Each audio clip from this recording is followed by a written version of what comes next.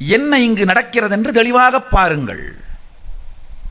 குழப்பத்தில் இருந்தாலும் சரணாகதி நிலையில் வந்தி, குழப்பத்தில் இருந்தாலும் அகங்கார நிலையில் பாண்டியன், தன்னுடைய சொந்த பீடத்தில் தானே அமர்ந்திருந்து அன்னை தடாதகை பிராட்டியோடு ஆட்சி செய்து அருளிய பாண்டி நாட்டு பீடத்தில் அமர்ந்திருக்கும் தன் கொள்ளுப்பேரன் பாண்டியன் அவனுக்காக இறங்காது சாதாரண பிட்டு விற்று இட்டலி விற்று பிழைக்கும் ஏழை கிழவி நமச்சிவாய எனும் நாமத்தை சொன்ன ஒரே காரணத்திற்காக அவளுக்கு இறங்கி வந்து மண்படைத்த பெருமான் இங்கு மண் சுமக்க நின்று கொண்டிருக்கின்றான்.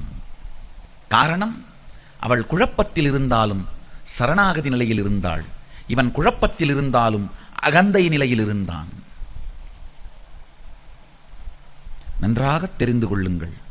குழப்பத்தில் இருக்கும் பொழுது உங்கள் அகந்தை சார்ந்து எந்த ஒரு முடிவெடுத்தாலும் உங்களுக்கு அது பெருந்துக்கமாய் மட்டுமே முடியும். அதனால் வருந்தி திருந்துவீர்களே தவிர வாழ்க்கையில் வேறொன்றும் வராது. மீண்டும் திருவிளையாடல் பகவானின் நேரலை சத்சங்கம் சித்திரை பெருவிழா ஏப்ரல் 17 முதல் இரவு 8 மணிக்கு இணையுங்கள்.